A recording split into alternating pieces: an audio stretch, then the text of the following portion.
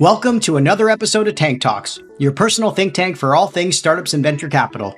I'm your host, Matt Cohen, founder and managing partner at Ripple Ventures. On today's show, we welcome Chief People Officer Sandy Scholes to discuss how to incorporate performance management into your startup culture. Sandy has an incredible background working as a leader in the human resources and employee performance space and has spent time as the VP of People for large global conglomerates all the way down to high-growth startups. We get Sandy to share some of the biggest challenges she faced moving from the small to large organizations and some of the best practices and programs she learned during her time as the VP of People that she still relies on today. We dig into how she helps unlock people's potential as a performance coach and what advice she has for other founders on the way to know the difference between what employees are passionate about and what inspires them to do their best work at your company. Finally, we discuss how founders can incorporate performance management into their startup culture and the fundamental problems with performance reviews that most managers still fail at every day. But before we get started today, as our listeners probably know by now, the team at Ripple is always focused on helping our founders and portfolio companies find the best partners to work with.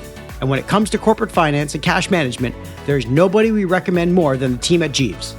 At Ripple, we manage all our fund expenses and employee credit cards using Jeeves. The team at Jeeves helped me get my team set up with physical and virtual cards in days. I was able to allow my teammates to expense items in multiple currencies, allowing them to pay for anything, anywhere, at any time. We weren't asked for any personal guarantees or to pay any setup or monthly SaaS fees. Not only does Jeeves save us time, but they also give us up to 3% cash back on our purchases, including expenses like Google, Facebook, or AWS every month. The best part is Jeeves puts up the cash and you settle once every 30 days in any currency you want, unlike some other corporate card companies that make you prepay every month. Listeners of Tank Talks can get set up today with a demo of Jeeves and take advantage of our Tank Talks special with a $250 sign-up bonus and skip the waitlist that already has thousands of companies waiting on it by visiting tryjeeves.com/Tank Talks. Use referral code Tank Talks to get set up today. Now let's jump into the tank for this week's episode with Sandy Scholes. Thanks for joining us in the tank today, Sandy. Well, thanks for having me, Matt. I'm so happy to be here.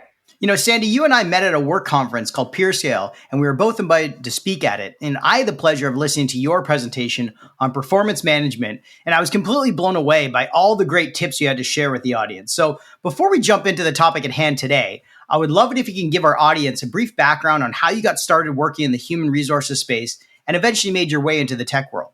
Wow. Okay. And thanks for the compliment about the presentation. To be completely honest, I had no intentions to go into HR. I really thought I was going to go into sales. When I was in university and I graduated, when the instructors offered me a job, it was an inside sales job at HP, which is fantastic. And I remember calling my mom and telling her I turned it down, which she was horrified because I decided I wanted to travel for a year. So I traveled, came back, had no money. And I called a friend of mine who worked at Nortel Networks at the time. And I had been a summer student there. And I said, hey, are there any jobs? She told me about a part-time job in the international HR group. I went in and it was amazing. And I was very fortunate and they hired me. So that was kind of the beginning of my HR career. And since that time, I've had a really interesting journey and I've worked with lots of different types of industries and organizations. But most recently, I worked in tech and love it.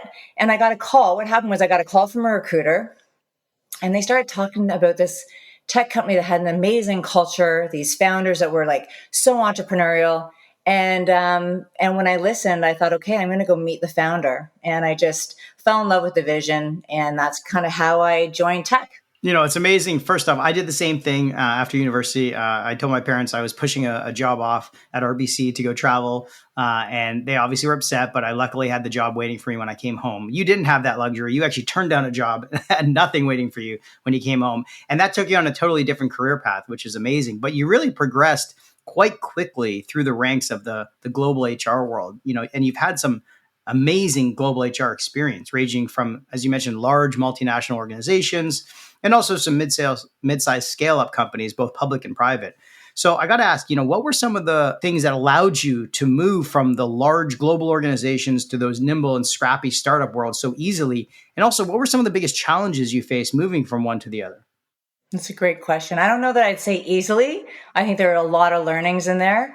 I think first and foremost, something I learned early in my career is you can't always make assumptions that what you do is great and the best. And so when I think about it and I reflect on the different moves into companies, I went in with an open mind, and I went in always asking a ton of questions. And so much so, I remember some people kind of looking at me like, does she know what she's doing? But I was really, really trying to ask as many questions as possible so that I didn't make a lot of assumptions and I really had the right information. So I think that was one. And second, what I soon realized is that every company or industry has something very special.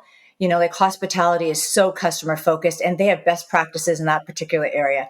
Pharmaceuticals, very structured, governed, their processes are amazing. So I think it's just really understanding that everybody has great practices and you have to be respectful of that. But the one thing I love is with the big companies, they make a lot of investment in programming. I mean, there's no question. Whereas if you look at the startups and scrappier companies, they don't have that kind of money. But what I loved is I take what I've learned from best practices and brought it into these smaller companies. And what's fun is you can be scrappier. You can say, okay, what worked? I'm going to take all the good things that worked, but I'm going to make it simplified and really practical so people can do it and implement it really quickly. So that's kind of been, the fun part on that journey.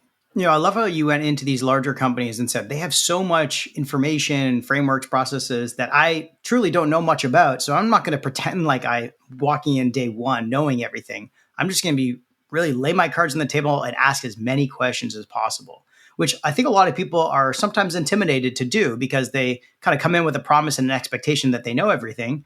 That's why they were hired for the job. But really, if people were just let their guard down and ask a lot of questions, they'd actually be probably a much better employee in the long term. That's why we tell a lot of our associates or interns that come and work for us, go work for a large multinational and soak up as much as you can. Ask as many dumb questions as possible because you never get a chance to hear that kind of information given to you in a sort of cordial way. So I love how you did that. But, you also faced a lot of challenges probably moving through the political ladders at some of these global multinationals, didn't you? How did you overcome that? I think it was really, like you said, so you ask lots of questions, you try to really understand the business, and that's it. Like you have to understand the business and build your credibility and realize that, things are going to be different. It's interesting. I made a big mistake. So it was a really good learning. So I think it's a lesson learned, but it was also a big mistake. So one of the mistakes I made when I was at E1, this was a very different organization, entertainment, and it had different parts of the business. We had acquired a virtual reality company and a few other organizations, a few other businesses, but more on the movie and the TV side. But the virtual reality, I went in and I thought I was understanding the business, but I really didn't understand it as much as I needed. And I made some decisions when I look back now that they weren't the right decisions right away. I assumed that they weren't that different from the rest of the way our businesses are and that the engineers didn't have so many things that needed to be different and unique compared to the rest of our organization. And I was wrong. When I look back now, I was wrong. And I've actually taken that learning and I've brought it with me. And it was, and I'm very thankful for that. And I actually implemented that thinking. And I coach people now and I tell them, like, really be careful. Don't make assumptions. You have to dive deep. You really need to understand what the business is and the employees and ask tons of questions with everybody. It's interesting you mentioned that as an example because I spoke to one of my close friends, Andrew Spurgill, who worked with you at Entertainment One. He said you were one of the best people leaders he's ever worked with. So I think you might be a little too hard on yourself in terms of what you didn't accomplish there. But I appreciate your transparency and all the things that you had to struggle to go through there. No, thank you. I appreciate that. Now, you stated that one of your all-time passions is to help unlock people's potential, which is quite a powerful mission to have in life. And as you say it, knowing the difference between what employees are passionate about and what inspires them to do their best work is a win-win for a company. So for today's topic, I want to discuss how founders can incorporate performance management into their startup culture. And to kick things off, why don't you help explain to us what performance management really is in your own world? And how it differs from regular HR and people practices. First, and I think we talked about this at the conference too, that we were both at, I don't love performance management. I prefer to call it performance coaching. And I think that's one of the fundamental problems. And my recommendation to, entrepreneurs and people who are implementing this into their business is to really forget the old way and the traditional ways of doing performance management if anyone talks to you about that. Because it all was about an event. It was about managing a checkbox. And that's how organizations generally treat it. Performance management, think about it. What is the reason why you implement performance management? So first, you want to make sure that you're recognizing people's performance and their impact and contribution in a monetary way. But most importantly, you want to make sure that they're performing and you're going to hit your strategic objectives as an organization so that everyone's marching on the same page and trying to get there. So, I really like performance coaching, and my recommendation would be to think about the coaching. So create an environment. And it doesn't have to be overly structured. It doesn't have to be complex.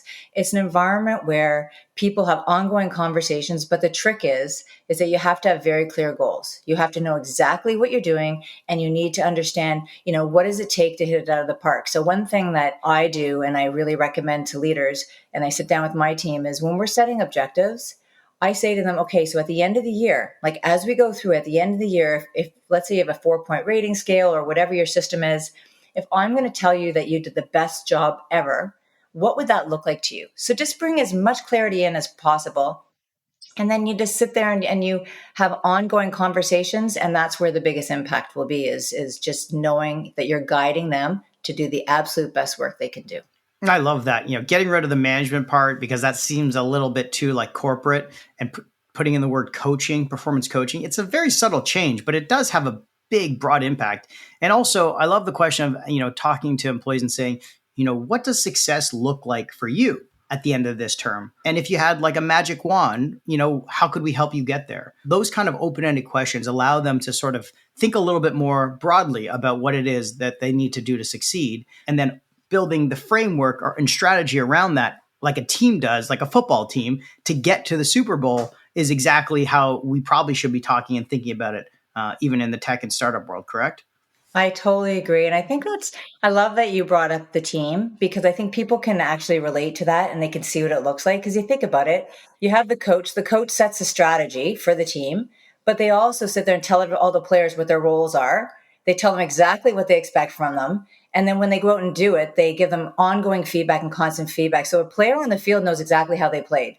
And they'll even do repeats. So the amount of time the coach spends trying to help them understand what they did wrong or how to be better is, they probably spend more than 50% of their time doing that. I'd say that that's the same thing we should do in like the corporate workplace. We should be spending about 50% of our time as leaders really having conversations, because then you're going to get performance. It's all going to happen for you. It's like, put the work up front and you'll get it in the back. Yeah. Well, let's talk about some of that stuff that you kind of go into in the startup world, which is like the review process and like the coaching process. In the startup world, there's a lot of hyper growth environments around you, and everyone's trying to win very fast. But performance review systems never seem to really work. And given how competitive the market is for talent, it's often too late to increase employees' performance during the review meeting. So what problems have you identified with traditional performance reviews that everyone needs to be aware of? Yeah. So you are so right. So first of all, performance reviews should never, ever be a surprise. And you're 100% right. There's some times where, it's the end of the year and it's not really motivating people and inspiring people to perform and do their best. I'd say some of the biggest problems right now in our programs is we make it an annual event. We're not encouraging and helping our leaders have those ongoing conversations.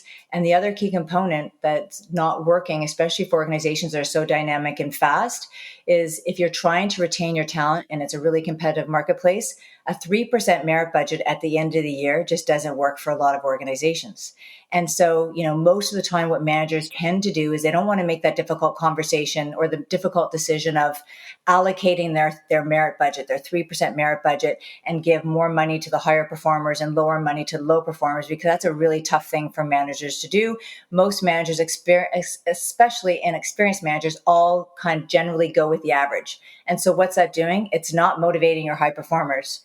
And it's not really sending a good message to the organization. So honestly, my personal opinion is I think it's time to park this kind of a program. And I would encourage organizations to think very, very differently. If you really want to attract and retain your talent, there's got to be something that's fluid and ongoing. If you can empower your managers to have a budget, and that they recognize their talent based on their performance and their contribution on an ongoing basis, and they fit within that budget. I think if you train them properly and you empower them, they can manage it. And you don't have this structured grid anymore with like your merit budgets. And because I think everybody performs differently, and you have to pay people differently based on what's going on in the market and based on their expertise. I've never heard the term merit budget. It sounds almost like a bell curve in school. It is. And a lot of organizations like in HR, there's a certain pot of money we always seem to work with. And then we give guidelines out to managers so that they look at their performance of their people. They have a certain amount they can spend. We do somewhat of a bell curve, and we ask people to try to allocate funds based on their contribution level and whatever their rating is. It's just a system it's so hard for HR to manage. We try to be flexible. It's not great. It's not great for the leaders.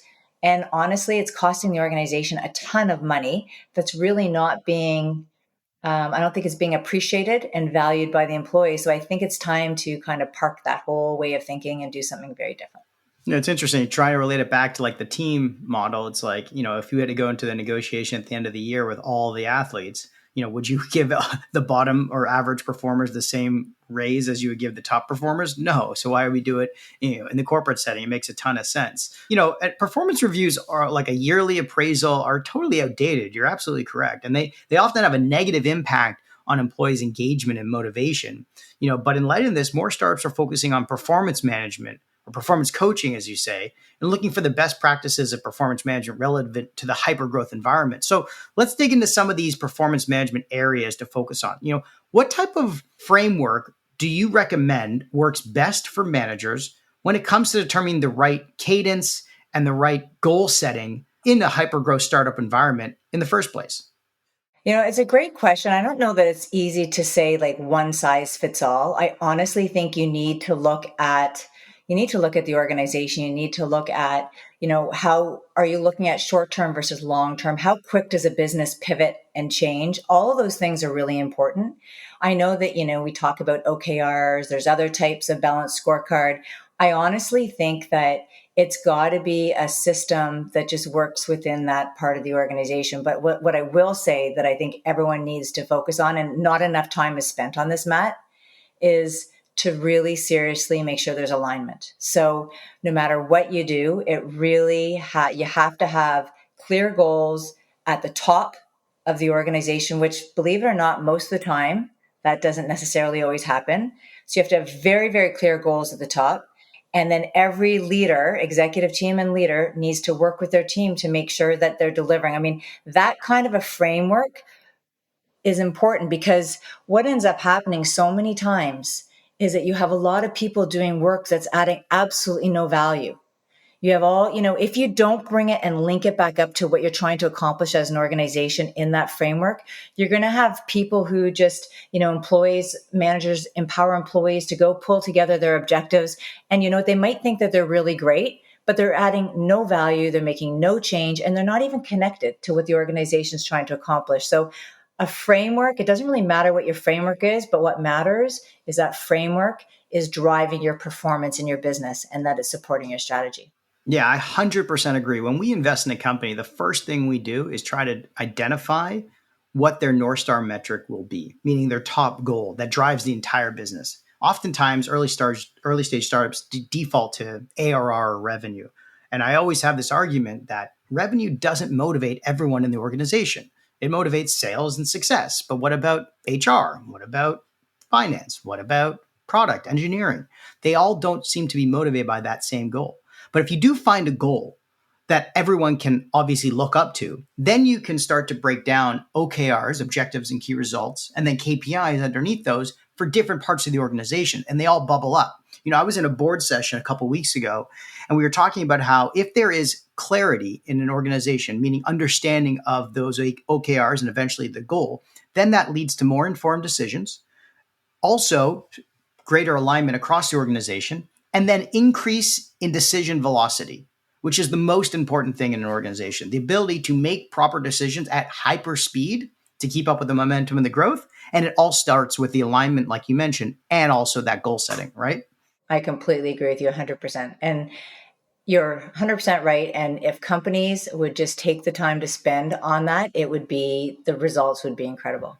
Now, this is going to be a loaded question. I totally know this, but how do you recommend managers go about allowing employees to set their own OKRs, and how much influence should managers have above them on setting those OKRs for them? It's a great question. I am actually, some people might disagree with me.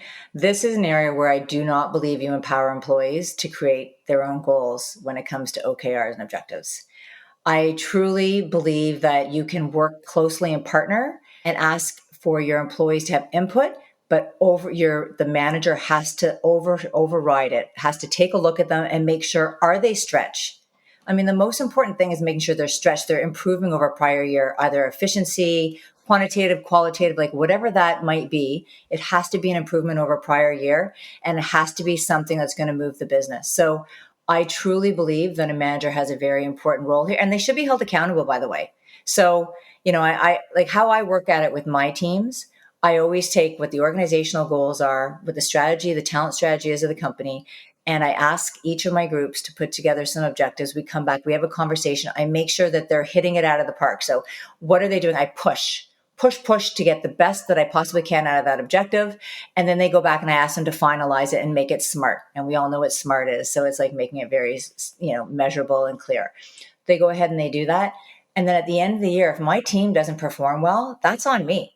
I'm the one that oversaw all their objectives. And so the accountability rests on my shoulders for my team's delivery of making a difference and adding value to the organization. And I think that's a really important factor. Yeah, I think I would agree with that. It's like, letting the team lead the coach in terms of the goal setting doesn't really make sense. But sometimes we have to default to that because we're all just running around with our heads cut off at a startup trying to put out fires every day. That ends up being the easiest path to some type of goal setting. But, how do you feel about changing goals as per performance? So for example, if the work plan changes, but the performance plan hasn't been updated, what will that do for employees' morale and performance? And then how often should managers think about changing those goals?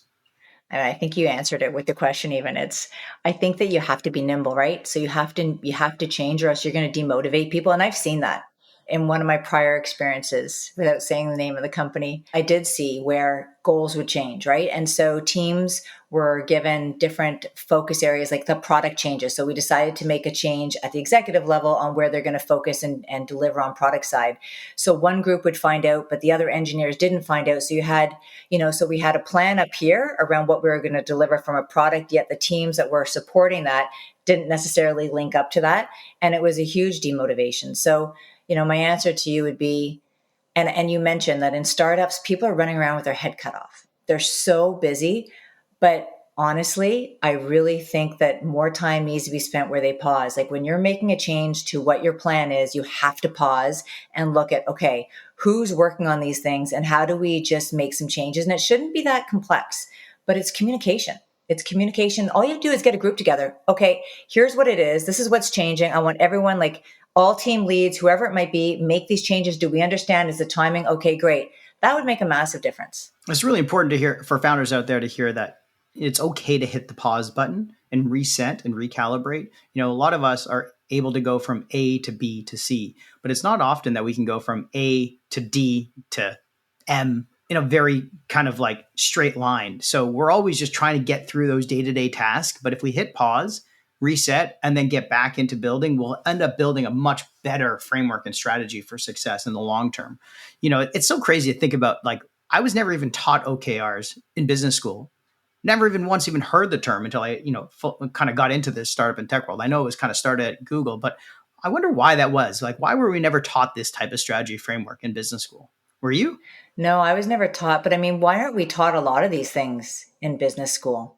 I mean, you come into the workforce and it's like a complete shock because you haven't done any of these things. Like I think that's a really great point. I think we have to bring some of this practical stuff back into school so that, we really prepare our kids much better when they go into the workplace. Totally. It takes up so much, IQ points, but we don't end up spending a lot of time of it in the early years of development, which I think we should. But that's for another day's podcast. Let's dig into the review and feedback part of the equation. Oftentimes routine check-ins are time consuming and repetitive. So how should managers make sure that they're setting the right cadence for check-ins and make sure they're maximizing the time together to maintain performance?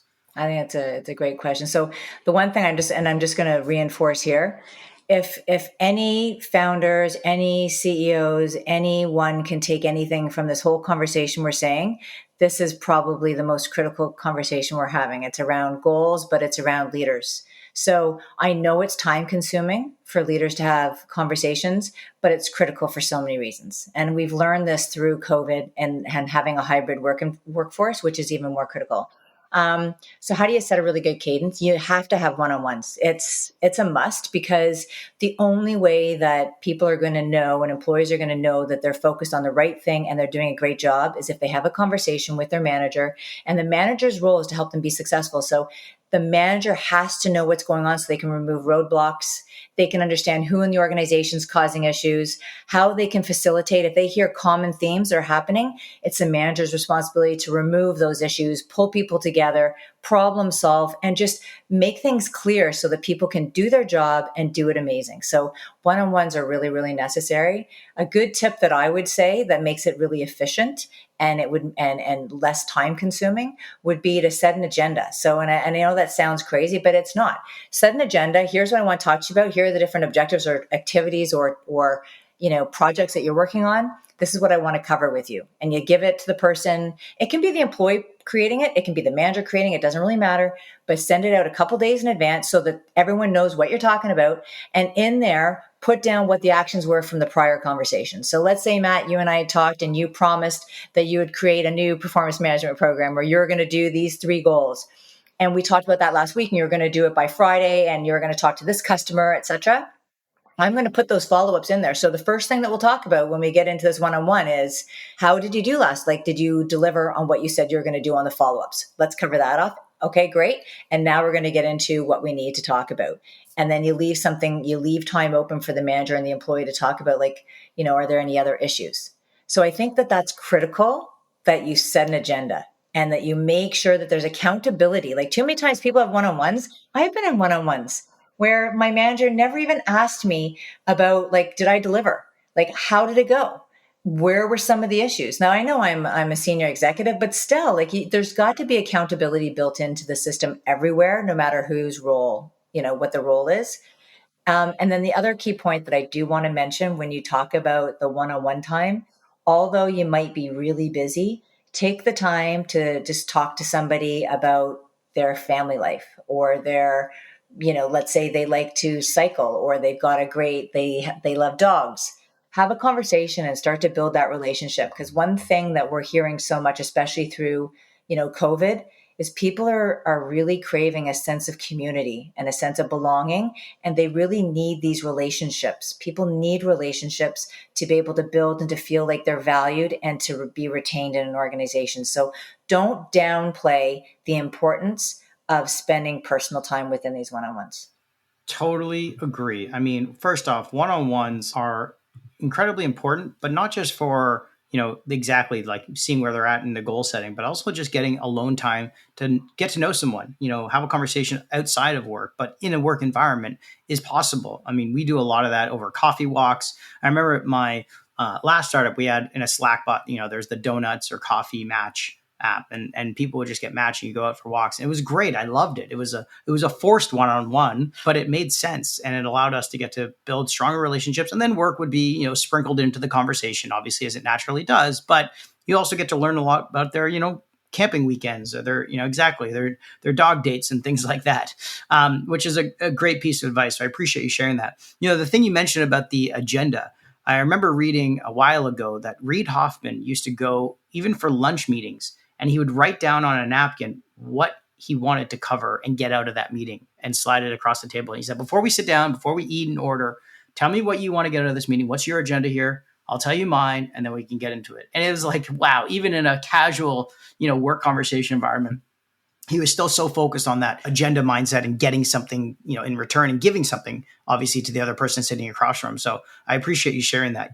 What advice do you have for managers when it comes to this feedback or to avoid providing random feedback that just confuses employees? And how important is it to have multiple feedback sources? My advice, first of all, my advice is, as a manager or as a leader, your role is to help your people be as successful as they can possibly be, right? So your role is to bring out the absolute best in everything they do. So you need to be open, honest, and transparent. And there's no question. And I think, a lot of time as managers, we're afraid that, we have to have all the answers all the time. You don't. You don't have to have all the answers. You just have to have a very open conversation with your people and make sure that you give them feedback. One thing that I can say is too many times, no matter what industry I've been in, I've exited employees, and I can't tell you how many times employees in the exit and the termination meeting, they're completely shocked. They had no idea. They thought they were performing really, and in some cases, people were so shocked they thought that they were like one of the strongest performers on the team. And I think, how can that be? Like, how can you have such an issue with a manager feeling one way and thinking one way, and an employee thinking something else? And so something's broken there. There was no feedback. They didn't take the time to do that. And I think I've also heard other times where employees will come to me and they'll be really upset because they're given some really strange feedback that just seems irrelevant to what they're doing from their manager. So, kind of to your question, like, what do I suggest? I suggest that, you get to know your people, and that you stay focused on, what motivates them, what's really important. You be open, honest, transparent, that you have good intentions in giving their feedback. And then that way they'll accept the feedback, and just stay focused. Sometimes, I've had people come from different areas and different managers come and talk to me about some of my employees, and it is really irrelevant. And there's times where I choose not to share that feedback with my team, and I share very relevant feedback. And then to answer your question about multiple sources of feedback, I think that's important. I mean, I think we all talk about it. Feedback's a gift, right? And some people will say, okay, you know what? I've heard that too many times. Like, give me a break, Sandy. What is a gift is people caring enough to give you feedback that can help you do a better job, right? And so what I've seen though is when it comes to performance reviews, or let's say, a manager asks people to give feedback on their employees when it comes to the review cycle, most of the feedback when I've gone into our system and I check, it's all positive, which, hey, that's great. Okay. I think it's really good to give positive feedback to someone and recognize it, but there's not enough of the constructive feedback. There's not enough of, feedback that would really help you. So what I would suggest is, if you are going to get multiple sources of feedback, which is extremely effective, do it and tie it to development. Don't tie it to performance. Separate the two conversations altogether, and you will find you'll get way more valuable information and real information that truly will help your employees and help you as a manager be able to coach them better. But I love that. My favorite part of my job, to be honest, even though I'm the executive, is when my team gives me feedback. I love it, especially the negative feedback, because it makes me better as a manager. But it's just, very subtle. It's kind of like, oh, you were too harsh in that meeting, or, you were too quick to brush off the answer, or things like that. And it allows me to be like, oh, I obviously can't see that about myself during the meeting. Thank you for sharing that. I'm going to be very conscious of that next time. I love those types of conversations. I wish other people would be more open with their managers and with their team on both sides. I got to say, though, did you go back to that manager when that employee was terminated who didn't know they were a low performer and say, hey, is this true? Or are you actually just not telling them they're doing a bad job? Yeah, no, I always go back. And that's another conversation that we can have with regards to just accountability for leadership. Like, what are your expectations? It's not just delivering on the what you do, it's how you do it. But that's for another conversation. But I do have one thing I do want to mention though, and you talked about how your employees will give you feedback, right? And they'll openly give you feedback. That is something you've built trust, right? So you've built trust, you've opened the door for your employees to give you feedback, and that's huge. That is actually where we'd like to get with all of our leaders in the organization, where they would be open to getting that feedback, because people don't feel comfortable giving their leaders feedback. But if we could get there, just imagine how impactful that would be. I don't want to downplay that, because it takes a lot of work to create a foundation where people are comfortable enough to give you feedback. No, it's probably because I only hire people smarter than me, but that's definitely good. something that I definitely strive for. Let's double click on some of that low performer stuff, because as you said, it happens too often, and it's a hard thing to manage. So, how important is it to motivate low performers while not letting the better performers feel like the low performers are being protected or coddled? And how do you recommend establishing a culture of high performance without dealing with burnout or high turnover? That's a great question. So first of all, and I say this all the time, and I will always say this is, with a manager, you deal with low performance right away. Do not sit on this. So if someone's not performing really well, I do believe you should give everyone the opportunity to try to perform better. So if someone's not performing, I always say to managers, okay, what can they do differently? And their HR business partner should work with them to put a clear plan in place to help that person get back on track. And I had like about 30% of the time people can get back on track and they can do a really good job. Most of the time, unfortunately, it doesn't happen. Anyway, but I do believe you have to give them the opportunity. And let's say that if that's 30 days, 40 days, whatever it might be. And then at that point, you cut your strings and you exit the low performers, because you shouldn't exhaust yourself on dealing with low performers if it's not going to change. And you know what? It's not fair for them. It's not fair for them to sit in an environment like that too.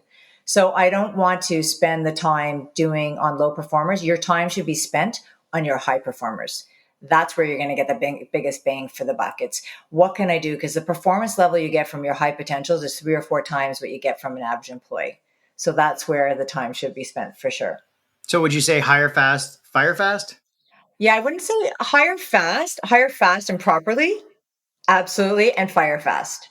And the only other thing I'm going to mention is one thing I've noticed is that, especially in organizations that churn so quickly, and with our environment right now, it's really hard to find top talent, right? We're all competing, especially in the engineering field. So a lot of managers are holding on to those people who are just like warm seats, right? They're people who are okay. They're in their job. They're doing okay. They're not performing. I shouldn't even say they're okay. They're not really okay. They're doing a few things, but not much. And a lot of times they got a really bad attitude. Like they don't really give a shit. And they tell their colleagues they don't really give a shit. So they've got all their team members that know that they're what I call actively disengaged.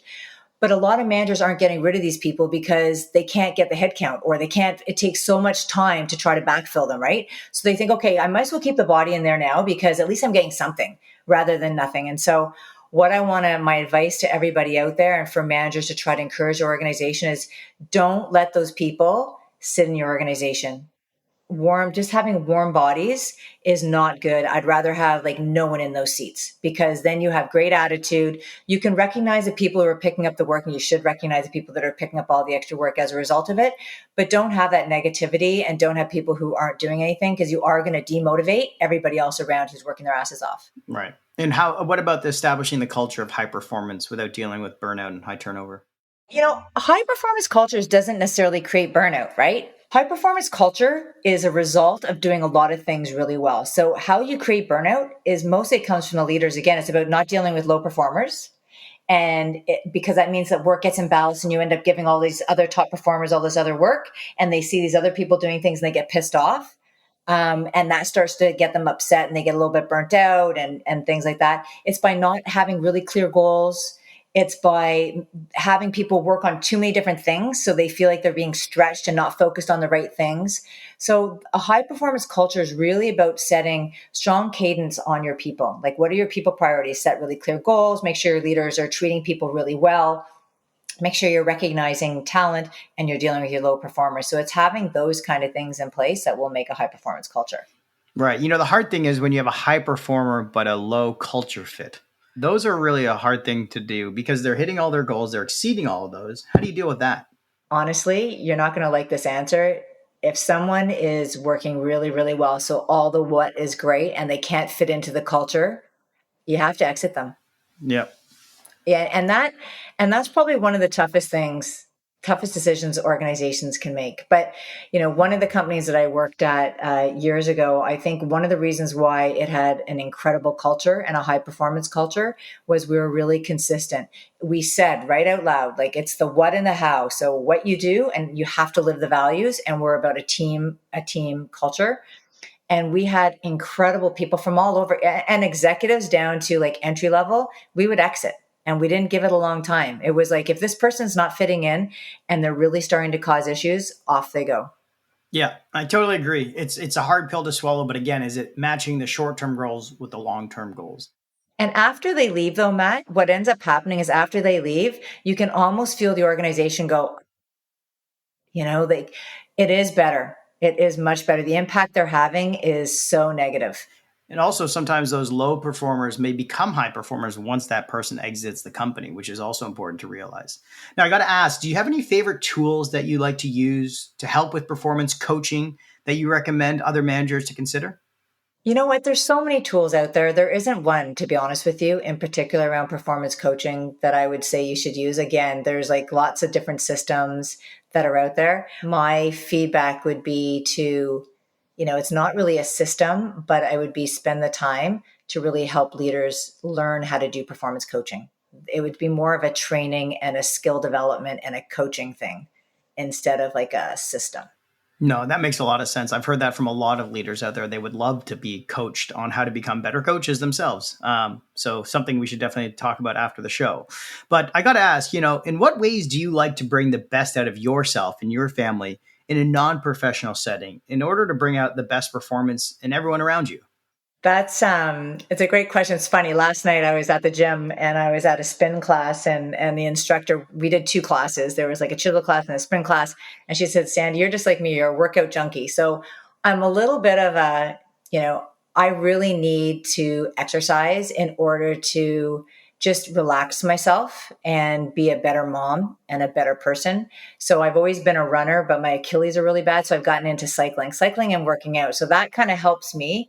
And then I always say to my boys, and I think I've been saying it since they've been really little, like do what you love and what you're passionate about. And it's so funny because I've always encouraged them, like try soccer, they were doing hockey, all these different things. Now they're totally into mountain climbing and rock climbing. I'm thinking, wow, where'd that come from? But they followed their passions and it's making them, I can see they're really happy. So, I think it's just keeping busy and doing, having something to feel really good about yourself, like mentally, is helpful for me. Yeah, absolutely love that. I mean, you grew up in a sports family, though. You had a pretty famous father, didn't you? I did. I can't believe you remembered that. That is, you have a great memory. My dad, yeah, he was captain of the Canadian Olympic hockey team in a long time ago in '56, and they got the bronze medal. So that's always, yeah, I'm very proud of him. Absolutely. And so are we. But I got to say, performance has kind of been in your blood since you were born. Yeah. So it's obviously natural that your three sons have taken after you and obviously your father. So great to hear that. And thanks for sharing that. Before we wrap things up, we always like to ask our guests for their fast favorites. So first off, your favorite podcast. You know what? It's various TED Talks. But I just watched, I re-looked at one, What Makes a Good Life, and I've seen it actually 3 times. And I just love that one. It's fantastic. And what I love about it, it says that it's not about money. It's about other things. And so I love it. That's a great one. Next, your favorite newsletter or blog. I'm not a big blogger, but my favorite newsletter is always the Harvard Business Reviews. And when they send out the executive summaries, love them. Every single one I can read, I read. Are you a subscriber to the HBR? Yeah, they'll come on LinkedIn and you see some, but I am a subscriber. Fantastic. Your favorite tech gadget? You know what? It's a Theragun. So, it's not your typical tech thing that you would think, but it does have a great technology in it. And it's like this gun thing that really helps put these jolts into my legs so that I can actually cycle and run because I've got so many issues right now with my legs. Definitely one of my favorites. I think anytime I go on a big ski trip or a big hiking or biking trip, it has to be with me. I mean, I don't care. Isn't it the best? It is the best. And it is a power tool. I like how you say that as well. You could probably hammer in a couple nails with it as well. Your favorite new trend?